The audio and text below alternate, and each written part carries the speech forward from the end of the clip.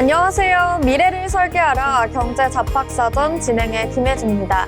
오늘은 신예지, 김경진 두 분의 아나운서와 함께 경제 이야기 나눠보도록 하겠습니다. 어서 오세요. 안녕하세요. 네, 7월 30일 수요일 경제 잡학사전 시작해보도록 하겠습니다.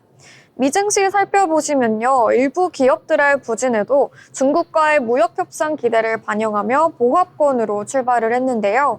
그 이후에 경제지표 발표로 미국 경제가 점차 둔화되고 있음을 보여주자 하락 전환했습니다.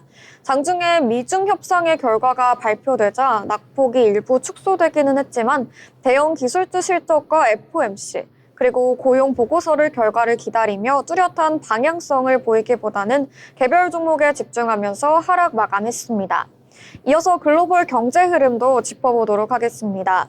미국과 중국이 90일간 관세 유예에 합의를 했습니다.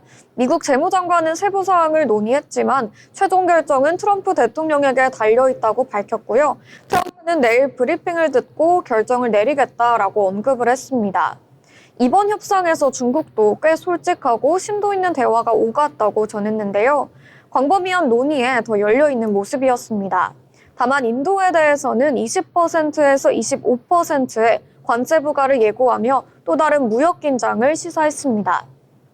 시장은 관세 불확실성 속에서도 낙폭을 다소 줄이며 관망하는 분위기가 이어졌습니다. 미국 고용시장도 살펴보면요. 6월에 채용 공고가 27만 건 넘게 줄면서 노동 수요가 둔화되는 모습입니다. 채용률도 하락을 했고요. 반면에 이직이나 해고 같은 흐름은 안정적인 수준을 유지하고 있어서 급격한 침체보다는 점진적 둔화로 해석될 수 있겠습니다. 한편 소비자 신뢰지수는 기대감 개선에 소폭 상승을 해줬는데요. 미래소득이나 고용 환경에 대한 긍정적인 전망이 반영이 됐습니다. 하지만 외식, 여행, 자동차 구매 의향은 줄면서 소비 둔화 조짐은 여전한 모습입니다. 이처럼 고용과 소비 지표 전반은 미국 경제가 서서히 둔화되고 있음을 시사하고 있는데요. 이 영향으로는 금리는 하락하고 주식시장은 다소 부진한 흐름 보였습니다.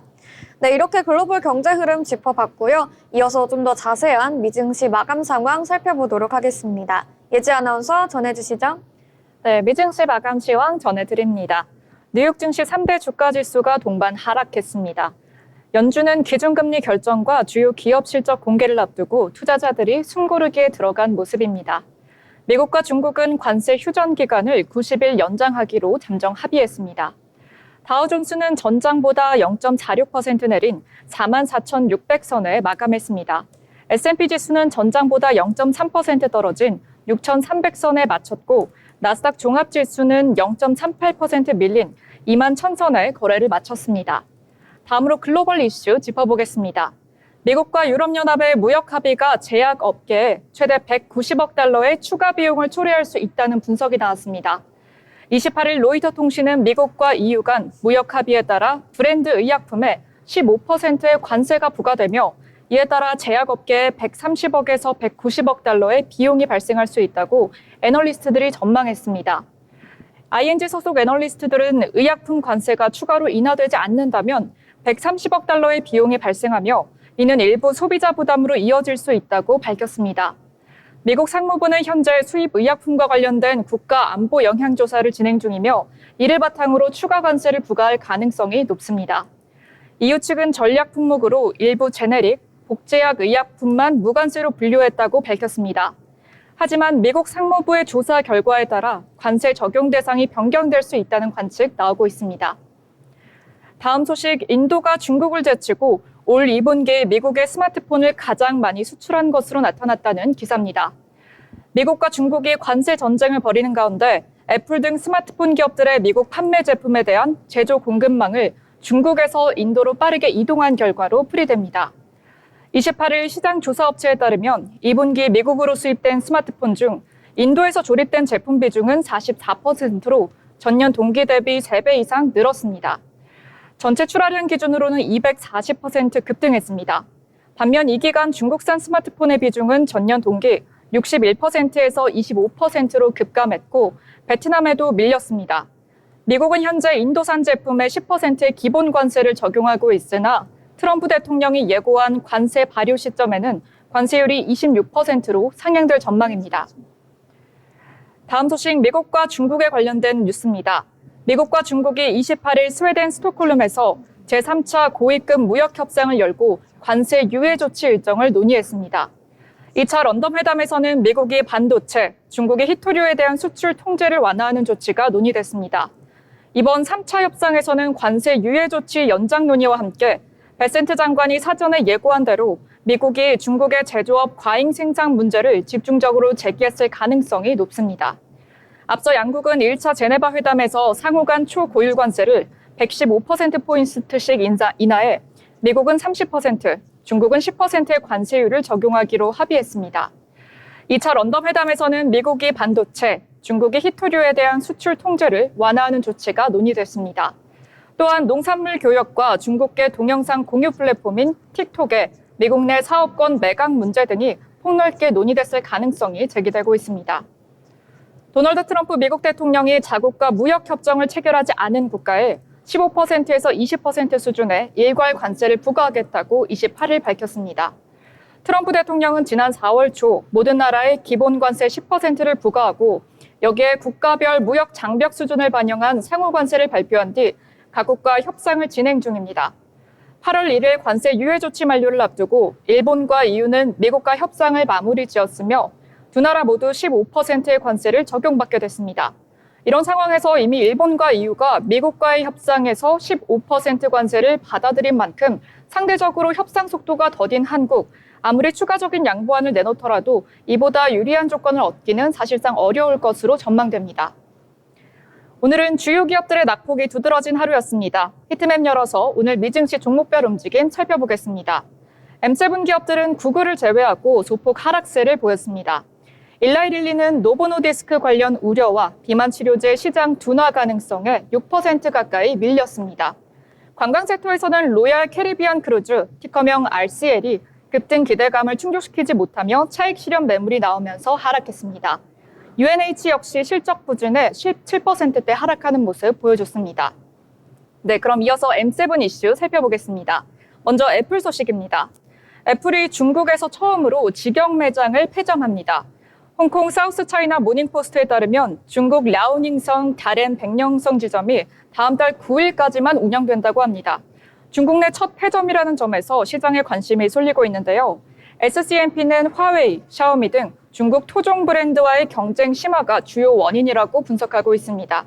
실제로 2025년 회계연도 2분기 애플의 중국 매출은 전년비 2.3% 감소해 160억 달러를 기록, 예상치를 밑돌았습니다. AI 인력 유출도 눈에 띕니다. 애플의 핵심 AI 연구원들이 잇따라 메타와 스타트업으로 이직하고 있습니다. 최근 한 달 동안 메타로 이적한 연구원만 4명에 달하는데요. 블룸버그는 경쟁사 대비 낮은 연봉 체계가 조직 이탈을 부추기고 있다고 지적했습니다. 다음 소식 엔비디아 소식입니다. 장 초반 엔비디아 주가는 중국의 엄청난 수요로 1%대 상승했었습니다. 그러나 장 후반 미중 무역 협상이 교착 상태에 빠진 것으로 드러나며 하락 반전했습니다. 한편 오늘 엔비디아의 소폭 하락에도 AMD 등이 2%대 상승하는 등 다른 반도체가 선전하며 반도체 지수는 0.05% 상승했습니다. 다음 소식 테슬라 소식입니다. 테슬라가 삼성전자와의 반도체 빅딜 소식에 힘입어 시가총액 1조 달러를 다시 회복했다는 소식입니다. 이번 계약에 따라 삼성전자는 텍사스 신 공장에서 AI6를 2033년 말까지 테슬라에 공급할 예정입니다. 네, 이렇게 M7 종목별 이슈 살펴봤는데요. 전반적으로 주요 기업들의 실적을 앞두고 주춤한 미국 시장이었습니다. 30일에는 FOMC와의 통화정책 발표와 함께 2분기 국내 총생산 속보치가 공개되고 메타와 마이크로소프트가 실적을 발표합니다. 우리나라는 관세 협상을 위해 미국으로 출국한 경제부총리 겸 기획재정부 장관이 하워드 러트닉 미 상무부 장관과 2시간 동안 통상 협의를 진행했습니다. 미국은 다음 달 1일까지 통상 협의가 이뤄지지 않으면 한국에 대해 25%의 상호 관세를 부과한다는 입장입니다. 한국은 유럽연합과 일본 수준인 15% 이하로 관세율을 낮춘다는 목표를 세우고 있습니다. 이상 미증시 마감 시황 전해드렸습니다.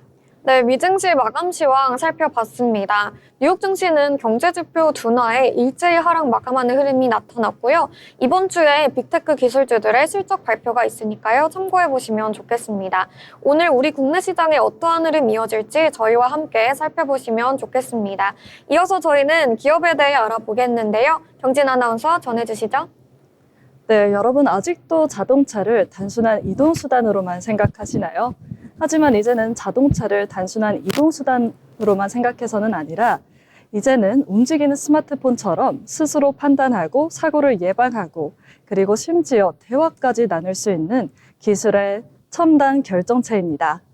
네, 그런데 말이죠. 이런 자동차의 두뇌, 감각, 근육을 만들어내는 이 자동차 속 숨은 주인공이 있다고 하는데요.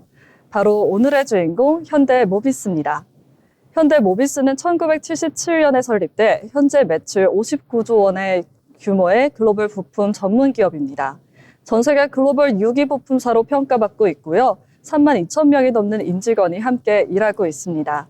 모비스라는 이름은 모빌리티 시스템의 줄임말로 이동수단의 핵심 시스템을 만드는 회사라는 뜻인데요. 그리고 지금은 현대자동차 그룹의 핵심 계열사로 미래 모빌리티의 방향까지 함께 그리고 있죠. 현대 모비스의 사업은 크게 세 가지입니다. 첫 번째는 자동차의 앞, 뒤, 하체 구조를 조립해서 공급하는 모듈 제조. 두 번째는 정비나 수리를 위한 AS 부품 유통. 그리고 세 번째로는 전기차 자율주행차의 핵심, 기술을 개발하는 미래기술 사업입니다. 다시 말해 자동차의 바퀴부터 센서, 디스플레이, 모터까지 보이지 않는 대부분의 기술을 담당하고 있다고 생각하시면 됩니다. 현대 모비스는 2009년부터 전동화 부품 개발에 뛰어들었습니다. 지금은 구동 모터, 배터리 시스템, 전력 변환 장치 등을 국내외 공장에서 직접 생산하고 있고 이 부품들을 하나로 묶는 통합 전동 플랫폼도 개발 중입니다. 모비스는 친환경 기술에 대한 투자도 적극적인데요. 2045년까지 탄소 중립, 2030년까지는 폐기물 매립 제로를 목표로 아리백 순환 경제 등 글로벌 기준에 맞는 ESG 전략을 펼치고 있죠. 자율주행을 위해 필요한 센서들, 예를 들면 카메라, 레이더, 라이다 같은 것들도 현대 모비스가 직접 개발해 양산하고 있습니다. 이 기술로 자동차는 차선을 스스로 인식하고 사람이나 장애물을 미리 감지해 사고를 줄이는 데 큰 역할을 하고 있습니다.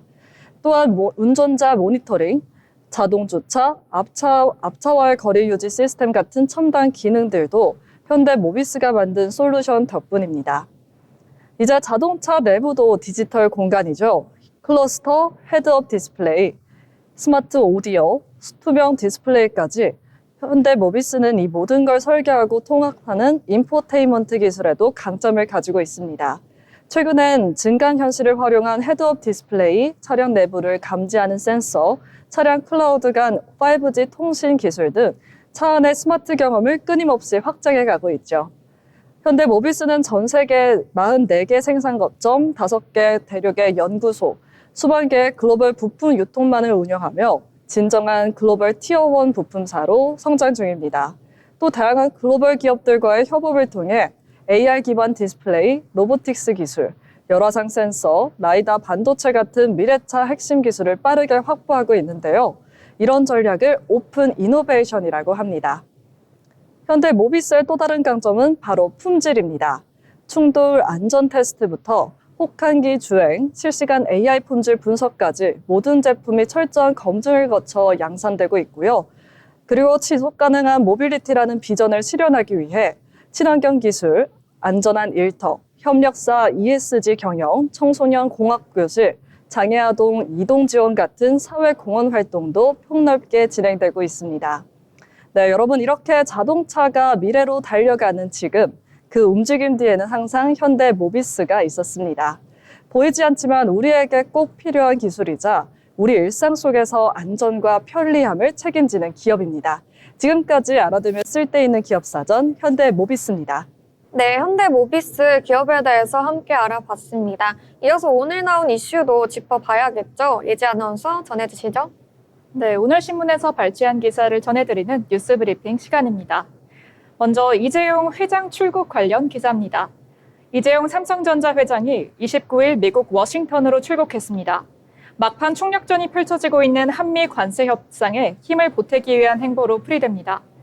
29일 재계에 따르면 이 회장은 이날 오후 3시 50분쯤 김포공항에서 미국 워싱턴으로 출국했습니다.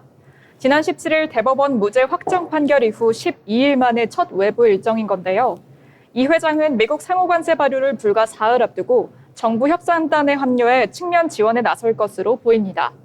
이 회장이 협상 카드로 미국 내 반도체 투자 확대 및 첨단 인공지능 기술 협력을 제안할 것이라는 관측도 나옵니다.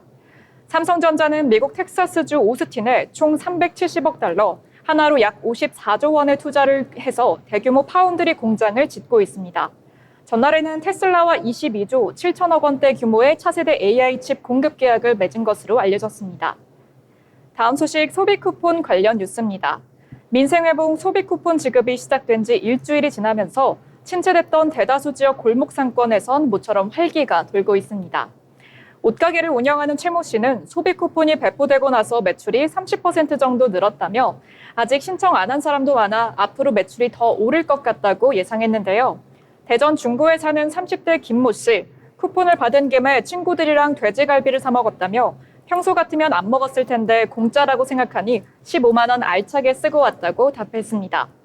행정안전부에 따르면 소비 쿠폰 신청자는 발급 일주일 만에 4천만 명에 육박했고 지급액은 7조 1,200억 원에 달했습니다. 소기업 소상공인 81%는 이번 소비 쿠폰이 내수 활성화에 도움이 될 것으로 기대한다고 답했습니다. 일각에선 중고거래 플랫폼을 통한 현금깡 시도 등 부작용에 대한 우려도 나오고 있습니다. 당근마켓 등에는 쿠폰 선불카드를 할인해 판매한다는 글이 잇따라 올라오고 있습니다. 쿠폰으로 결제한 뒤 환불을 요구하는 사례도 등장했습니다. 이에 정부는 지역별 부정유통 신고센터 운영과 온라인 모니터링 강화를 통해 유통질서 바로잡기에 나선다는 계획입니다. 다음 뉴스 집값 관련 기사입니다. 서울 집값 상승 요인 중 하나로 지목되는 주택 공급 부족 현상이 통계청 통계에서도 확인되었습니다.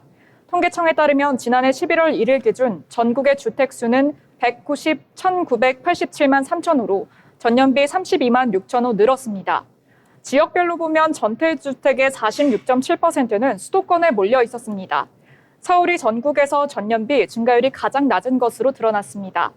이는 통계청이 관련 통계 작성을 시작한 1960년 이후 63년 만에 가장 낮은 수준입니다. 서울의 주택 증가율은 2020년 2.1% 이후 2021년 1.8%, 2022년 1.4%, 2023년 1.4% 등 내리막길을 걷고 있습니다. 통계청 관계자는 2021년 이후 서울의 준공 실적이 계속 감소한 결과라고 해석했습니다. 주택 공급 부족은 서울 집값 상승 요인 중 하나로 분석되는데요. 아파트는 전년보다 2.7% 증가하며 가장 증가폭이 컸습니다.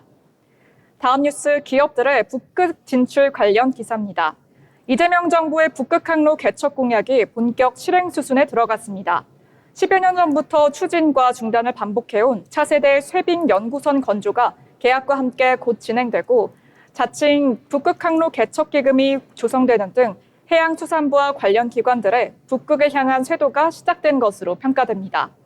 차세대 쇠빙 연구선이 투입되면 현재 북위 80도에 제한된 북극 연구 반경이 북극점까지 확대되고 새 연구선이 북극에 투입되는 2030년 여름이면 북극해 전역에서 항해가 가능해져서 북극 항로 개척에 필요한 데이터 확보 등 북극 항로 시대에 큰 역할을 할 수 있을 것으로 기대됩니다.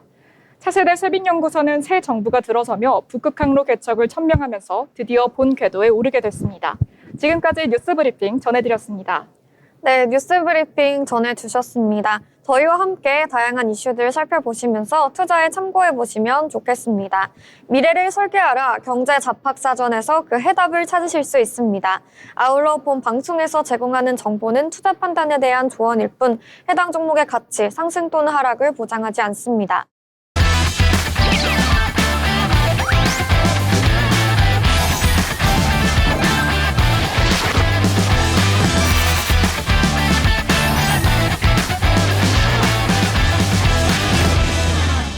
네, 이번 시간은 투자의 고수가 되고 싶은 아나운서들의 주식 이야기, 경제 이야기 나눠보는 시간입니다. 네, 먼저 7월 30일 수요일 국내 증시 마감 상황부터 살펴보겠습니다. 오늘 시장 양시장 엇갈리는 흐름 보였는데요. 코스피부터 자세한 지수 분위기 살펴보도록 하겠습니다. 코스피가 외국인과 기관 매수세에 힘입어서 장중에 연고점을 또다시 경신했죠. 상승 랠리를 코스피가 6거래일 연속 이어오고 있고요. 3,250대로 올라섰습니다. 외국인과 기관이 코스피에서 6거래일 연속 순매수하는 흐름이 나타나고 있고요. 삼성전자 등 대형주에 대한 외국인 순매수가 지속이 되면서 지수가 연고점을 재차 경신을 했습니다.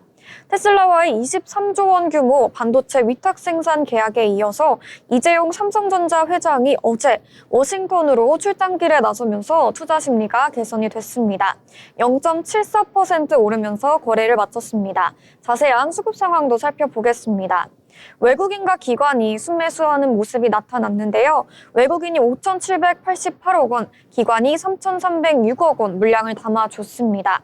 개인은 반면에 9,800억 원대 팔아내는 모습이 나타났습니다.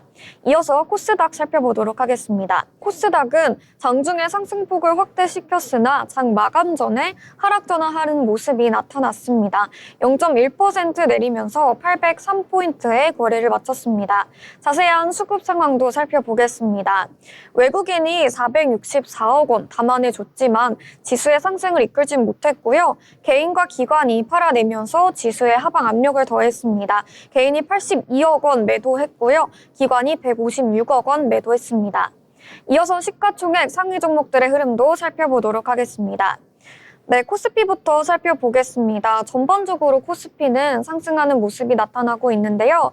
계속해서 강한 흐름 보여주고 있죠. 삼성전자는 오늘도 활짝 웃었습니다. 2.83%, 3% 가까이 올라주면서 7만 전자를 사수하는 모습이 나타났습니다. 72,600원의 종가 형성했고요.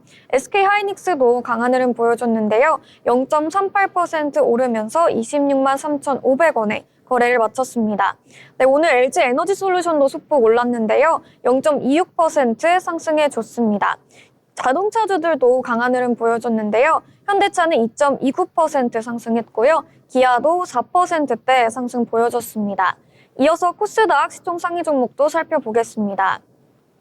네, 전반적으로 하락하는 흐름이 나타나고 있고요. 반면에 2차 전지주는 강한 흐름 보였는데요. 에코프로비엠이 4%대 상승 보여주면서 11만 4,400원의 종가 형성했고요. 에코프로도 2%대 상승폭 보여주면서 5만 1,000원의 거래를 마쳤습니다. 네, 오늘 코스닥 시장에서는 바이오주들이 약세를 띄었는데요. 리가캠 바이오는 3%대 낙폭 보여줬고요. 삼천당제약은 7% 넘게 하락했습니다. 네, 이렇게 시총 상위 종목들의 흐름도 살펴보면서 국내 증시 마감 상황 정리해드렸습니다. 이어서 오늘 시장에서 특징적인 종목들, 뜨거웠던 종목들 하나하나 짚어보려고 하는데요. 먼저 첫 번째 특징주 예지 아나운서 전해드리겠습니다. 네, 오늘의 특징주 전해드립니다. 오늘의 특징주는 전장 섹터에서 강세를 보였는데요. 바로 IEA입니다. IEA는 자동차의 전기 전자 장비 회사입니다. 삼성전자와 테슬라의 협입어 현대차나 기아의 커넥티드카 서비스 플랫폼에도 연동하기로 하면서 스마트카 상승 모멘텀을 받고 주가가 오르는 모습 보여줬습니다.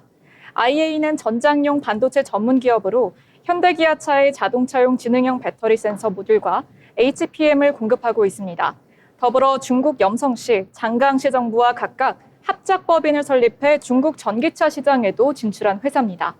한편 삼성전자가 반도체뿐 아니라 디스플레이 전장, 오디오 부품, 배터리 등 다른 영역까지 테슬라와 협력 관계를 확대할 가능성이 있다는 전망도 나옵니다.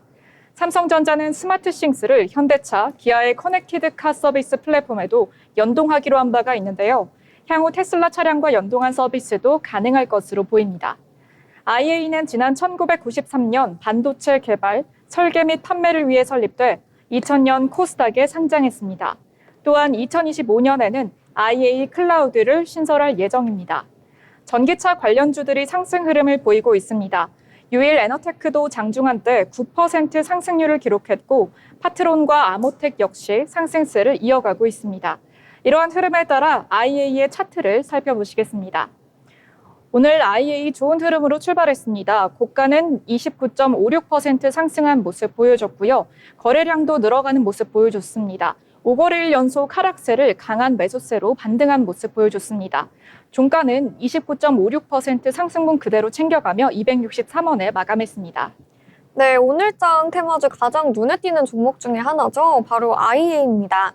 전장용 반도체 부품을 주력으로 하고 있는 IA, 오늘 시장에서 강하게 상승하는 모습이 나타났는데요.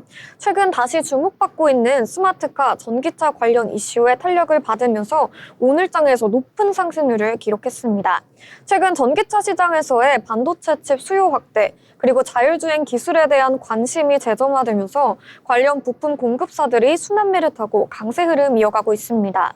IA의 경우에는 전기차 전장 시스템에 사용되는 반도체 IC를 자체 개발하고 국내외 다수의 전장업체에 납품 중이기 때문에 시장 내에서 실적 기대감도 커지고 있는 상황입니다. 단순 테마를 넘어서 기술 경쟁력과 공급망 안정성이 함께 조명이 되면서 오늘 같은 시장 변동성 속에서도 투자자들의 수급이 집중된 것으로 해석됩니다.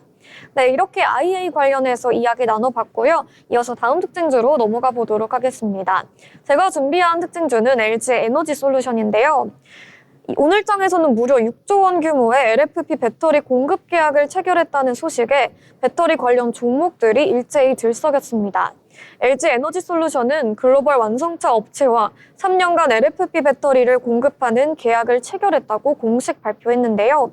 계약 금액만 약 6조 원, 연 단위로 환산해도 연간 2조 원 규모의 안정적인 수주 확보인 셈입니다. 특히 이번 계약은 LFP 배터리라는 점에서 더욱 주목을 받고 있는데요.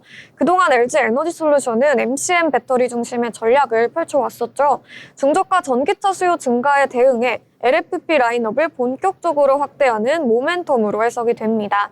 이와 함께 국내 배터리 밸류체인 전반에도 긍정적인 파급 효과가 예상이 되는데요.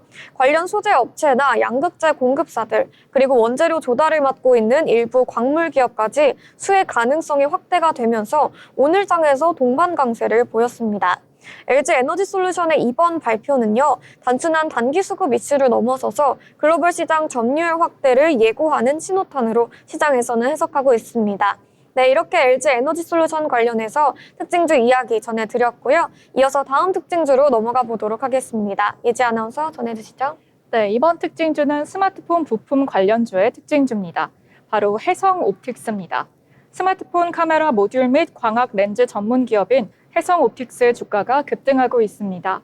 30일 한국거래소에 따르면 이날 오전 23.33% 상승해 703원에 거래되는 모습도 보여줬습니다. 주가는 장기 박스권을 벗어나 상승세를 보이고 있는데요. 해성 옵틱스가 삼성전자의 차기 플래그십 스마트폰인 갤럭시 S26에 핵심 광학 부품을 공급할 것이라는 전망이 나오면서 강한 매수세가 몰리고 있는 것으로 분석됩니다. 카메라 모듈 및 관련 부품주로는 파워로직스, 미래컴퍼니, 하나소닉, 해성옵틱스 등이 있는데요. 모두 삼성전자의 이러한 호재를 받아서 상승 모멘텀 받고 있습니다. 해성옵틱스는 삼성전자 스마트폰 카메라 모듈의 주요 협력사입니다. 1988년에 설립돼 업력 37년을 자랑하는 기업인데요. 그동안 갤럭시 시리즈에도 꾸준히 부품을 공급해왔습니다. 최신 모델로 갈수록 고성능 카메라 기능이 중요해지고 있어서 해성 옵틱스의 정밀 과학 기술력이 더욱 부각되는 상황입니다. 이 같은 흐름에 오늘 해성 옵틱스의 차트 살펴보겠습니다. 오늘 해성 옵틱스는 고가는 30%대 상승하는 모습 보여줬습니다. 종가도 30%대로 상승분 그대로 챙겨가면서 종가 형성하는 모습 보여줬는데요. 거래대금도 많이 늘어 6,000%의 거래대금 상승하는 모습 보였습니다. 오늘 해성 옵틱스의 상승, 삼성전자와 관련된 이슈로 풀이가 됩니다. 네, 해성 옵틱스 짚어주셨습니다. 오늘장에서 장대 양봉을 연출하는 흐름이 나타났는데요. 해성 옵틱스는 삼성전자 플래그십 스마트폰 갤럭시 S26 시리즈의 메인 카메라 공급사로 거론이 되면서 오늘장에서 급등하는 흐름이 나타났습니다. 해성 옵틱스는 모바일 광학 부품 전문 제조사죠. 그동안 삼성, 샤오미, 비보 등 주요 스마트폰 제조사의 렌즈를 제공해 왔는데요. 이번에는 삼성의 하반기 전략폰인 갤럭시 S26 시리즈의 주요 모듈 공급을 단독으로 맡을 가능성이 제기가 되면서 투자자들의 관심이 쏠린 모습입니다. 시장에서는 고성능 이미지 센서와 중기능이 강화된 신제품의 수요가 늘어날 것으로 기대를 하고 있고요.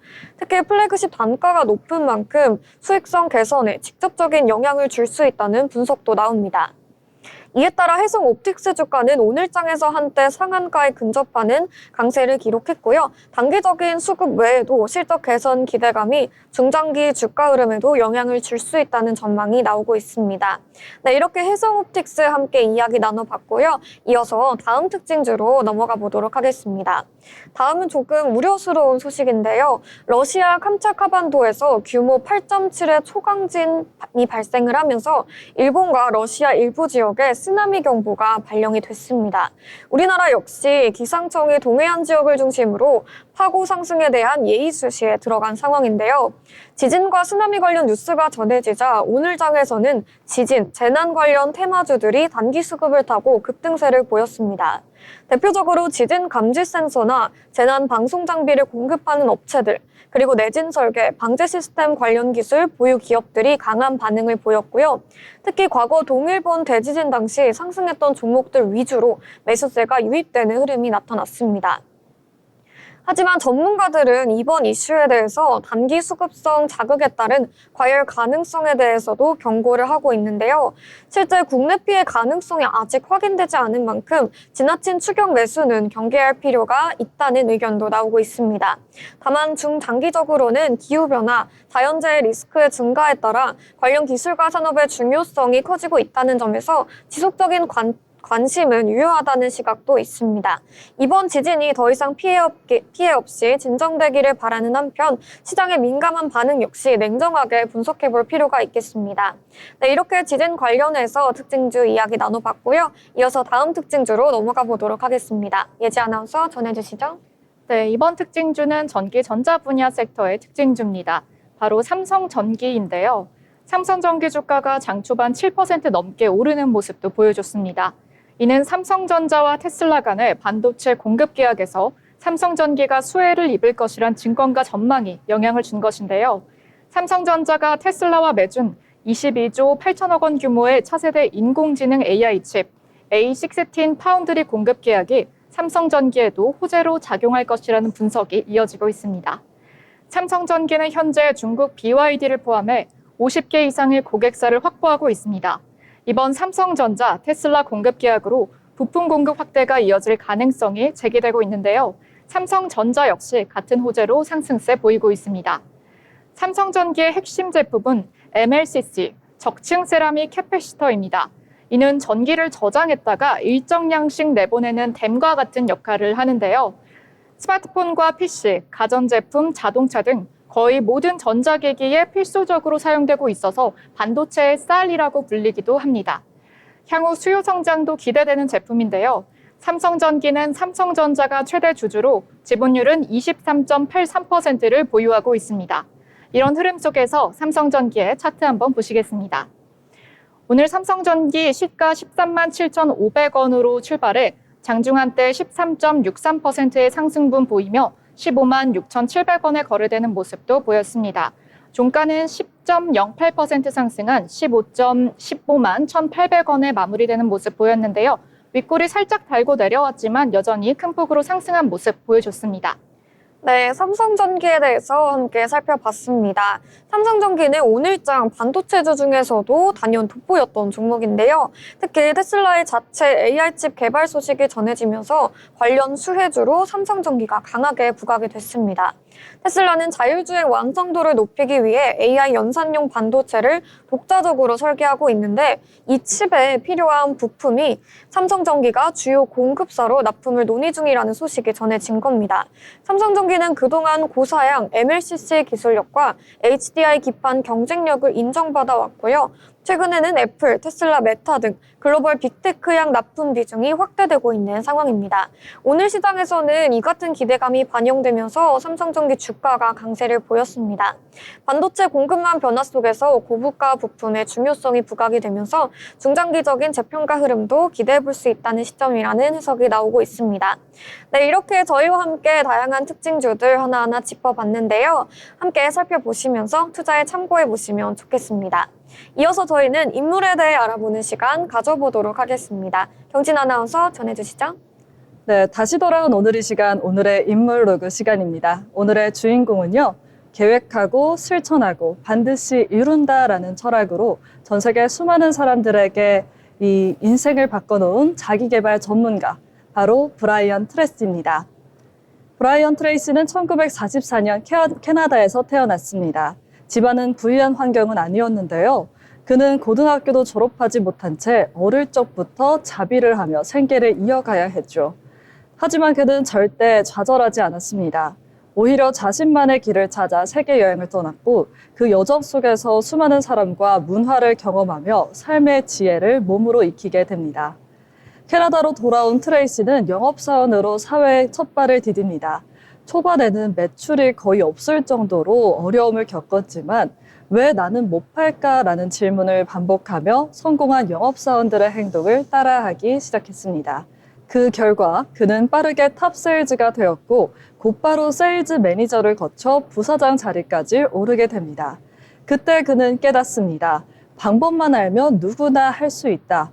그리고 그 방법을 많은 사람에게 전하고자 자기계발 강연자이자 작가로서의 삶을 시작하게 됩니다. 1984년 미국 샌디에고에서 본사를 둔 자기계발 전문 기업 브라이언 트레이시 인터내셔널을 설립하게 됩니다. 이 회사를 통해 그는 리더십, 시간 관리, 목표 설정, 영업 전략 등 인생과 비즈니스에 필요한 거의 모든 주제에 대해 강연과 교육을 진행하게 되죠.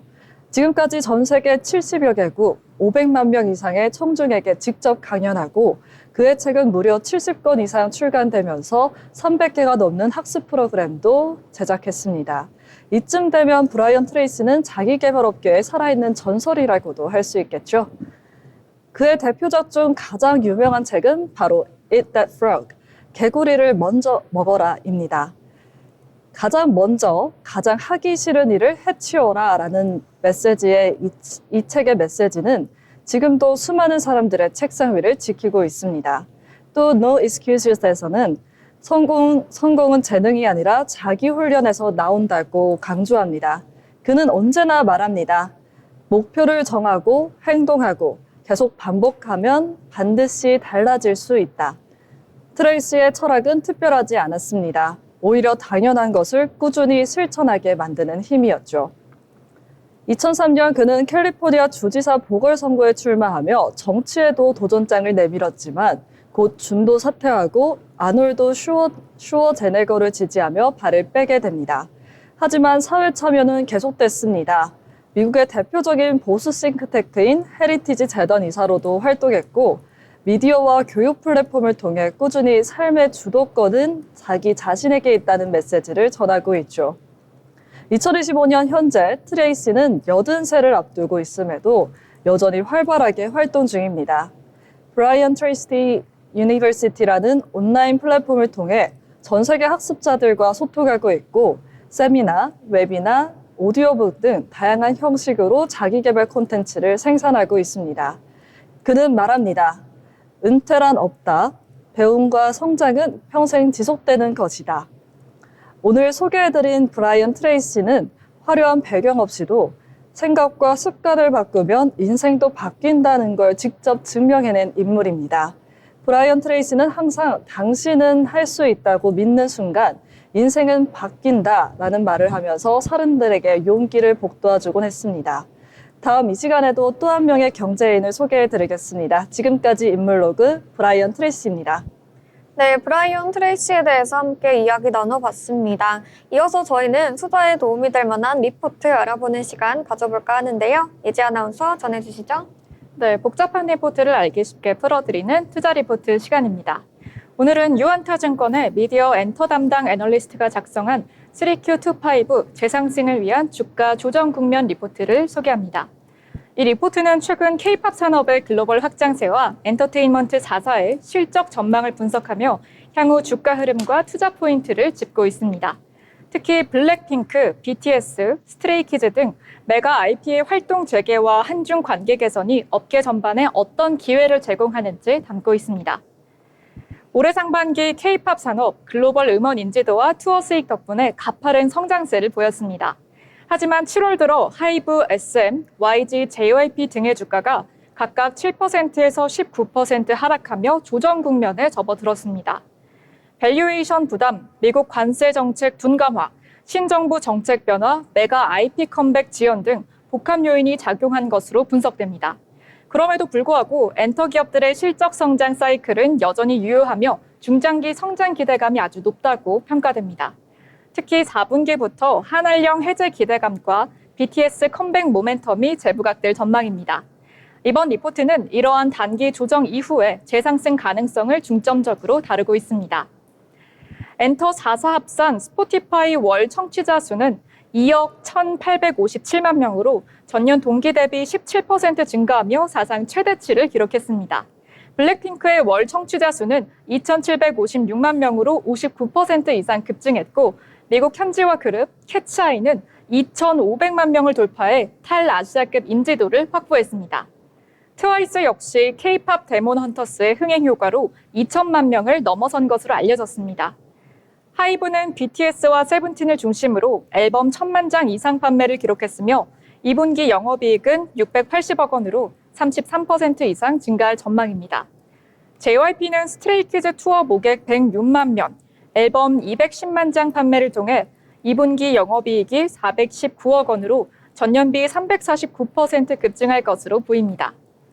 SM은 앨범 555만 장, YG는 블랙핑크 컴팩으로 2분기 실적 회복세를 이어가고 있습니다.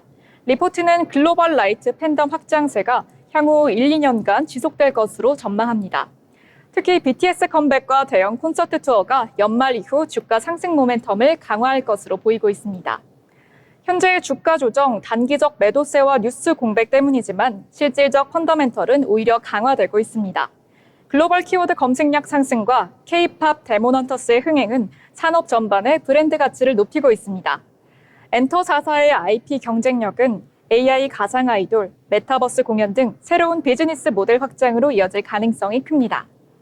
중장기적으로 중국 시장의 회복과 북미 투어 확대가 업종 성장의 핵심 드라이버가 될 것으로 분석되고 있습니다. 특히 2025년 하반기 이후 BTS와 블랙핑크 등 메가 IP의 본격 활동이 시작되면 실적 레벨업이 예상됩니다. 리포트는 이 시점을 매수 전략의 기회로 보고 있습니다. 리포트는 업종 내 최선호주로 JYP 엔터테인먼트를 꼽았습니다. JYP는 스트레이키즈, 트와이스, 있지 등 탄탄한 글로벌 IP 포트폴리오를 보유하고 있는 기업이죠. 2분기 매출은 2,185억 원으로 전년비 128% 성장, 영업이익은 419억 원으로 증가할 전망입니다. 스트레이키즈의 월드 투어는 106만 명을 동원했고 MD 상품 판매 호조로 수익성이 크게 개선되었습니다. 하반기 트와이스의 360도 개방형 투어와 신규 앨범 발매도 예정되어 있는데요. 일본 및 북미 팬덤이 크게 확대되면서 글로벌 음원, 공연 매출이 지속적으로 성장할 것으로 보입니다. 리포트는 JYP의 목표 주가를 9만 원으로 제시하며 중장기 매수 전략을 추천했습니다. 다음 추천 종목 YG 엔터테인먼트입니다. YG 엔터테인먼트는 블랙핑크 컴백으로 스포티파이 청취자 수가 무려 2,700만 명까지 급증했습니다. 블랙핑크의 월드 투어는 80만 명 이상의 관객을 동원할 것으로 추정됩니다. 2분기 매출은 1,073억 원으로 19% 증가하고 영업이익도 흑자 전환할 전망입니다. 트레저, 베이비몬스터 등 신인 IP도 북미 및 아시아 투어를 통해 성장 발판을 마련하고 있습니다. 다만 앨범 부재로 단기 매출 공백은 있지만 공연과 MD 매출로 이를 상쇄하고 있습니다. 리포트는 목표 주가 9만 5천 원을 제시하며 YG를 차선호 종목으로 추천하고 있습니다. 다음 추천 종목 하이브입니다. 하이브는 BTS, 세븐틴, TXT 등 초대형 IP를 기반으로 글로벌 음반, 공연 시장을 선도하고 있습니다. 2분기 매출은 6,900억 원대로 전년비 9% 증가, 영업이익은 680억 원으로 33% 이상 개선될 전망입니다.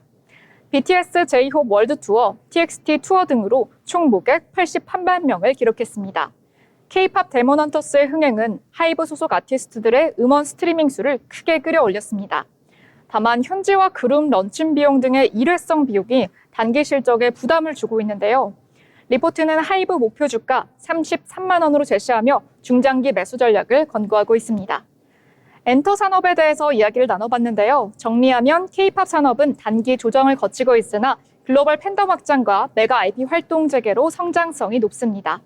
오늘 전해드린 3Q25 재상승을 위한 주가 조정 국면 리포트가 엔터테인먼트 산업 흐름을 이해하는 데 도움이 되셨길 바랍니다. 오늘 내용이 유익한 인사이트가 되셨길 바라며 지금까지 투자 리포트 전해드렸습니다. 네, 투자 리포트 함께 살펴봤습니다. 오늘 우리 시장 정리해 보겠는데요. 미증시는 하락 마감했지만 우리 증시 코스피는 개의치 않고 6거래일 연속 상승 랠리를 이어가고 있습니다. 반면에 코스닥은 쉬어가는 흐름이 나타났고요. 내일도 어떤 흐름이 이어질지 저희와 함께 살펴보시면서 투자에 참고해 보시면 좋겠습니다. 아울러 본 방송에서 제공하는 정보는 투자 판단에 대한 조언일 뿐 해당 종목의 가치, 상승 또는 하락을 보장하지 않습니다.